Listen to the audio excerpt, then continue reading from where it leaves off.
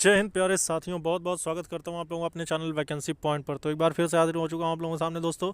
आज की वीडियो में मैं जिक्र करूंगा केंद्र की उस भर्ती का लेकर जो कि बहुत सारे अभ्यर्थियों का क्वेरी भी रहा है, और उसके साथ ही साथ बहुत सारे अभ्यर्थी ये भी पूछ रहे हैं कि सर क्या चुनाव की वजह से इन भर्तियों पर कोई फ़र्क पड़ने वाला है, यानी कि इनके प्रोसेस में क्या कोई रुकावट आएगी या फिर क्या होगा। लेकिन उससे पहले मैं उन अभ्यर्थियों का कन्फ्यूज़न दूर कर दूँ जो कि सबसे ज़्यादा क्वेरीज पूछ रहे हैं अपने कट ऑफ का लेकर और नॉर्मलाइजेशन का लेकर कि क्या सर इतने नंबर पर हमारा हो पाएगा या फिर इतने नंबर पर हमारा हो पाएगा। तो सारी की सारी चीज़ों का लेकर डिस्कस करूंगा, और केंद्र की भर्तियों पर क्या असर पड़ने वाला है, जो कि राज्यों में चुनाव आपने देखा किस तरह से कल से ही यूपी में आचार संहिता लागू कर दी गई है, और आचार संहिता के चलते अब सारी चीज़ें पुलिस प्रशासन और उसके साथ साथ ईसीआई यानी इलेक्शन कमीशन ऑफ इंडिया के अंडर में सारी चीज़ें आ गई हैं। अब उसके बाद बात करेंगे कि क्या इन सब चीज़ों से कोई फ़र्क पड़ेगा उन भर्तियों पर जो कि केंद्र की हैं या फिर राज्य की।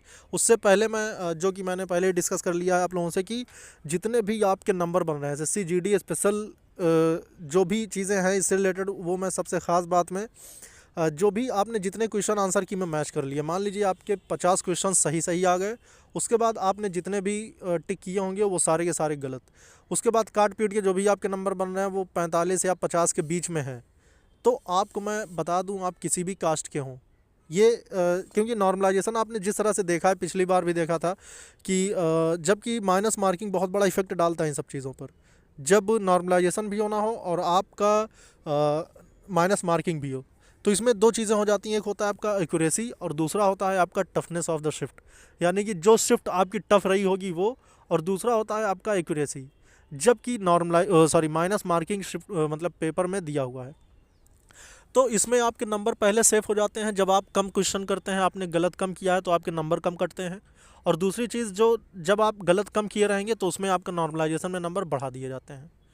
तो इस रिगार्डिंग अगर बात कर लेते हैं दोस्तों, अगर आप 50 क्वेश्चन आपने मैच कर लिया आंसर की में, आप किसी भी कैटेगरी से हों, 50 क्वेश्चन इसलिए मैं बता रहा हूं दोस्तों क्योंकि आपने पिछली बार देखा था जबकि माइनस मार्किंग का लेकर सबसे बड़ा इशू था, तब 50 नंबर के कैंडिडेट सेलेक्ट हुए थे। लेकिन इस बार तो ये चीज़ें बहुत ही मतलब आसान होने वाली हैं।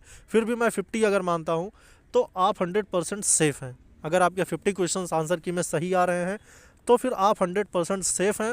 और आपको कौन सी वो मिलने वाली है, कौन सी ब्रांच मिलने वाली है जो कि अर्धसैनिक बलों में आपका चयन होना है, तो उसमें कौन सी ब्रांच मिलेगी ये चीज़ डिपेंड होगा जब आपकी फ़ाइनल कट ऑफ तैयार हो जाएगी, उसके बाद ही आपका डिसाइड हो पाएगा कि आप किस पोस्ट के लिए चुने गए हैं।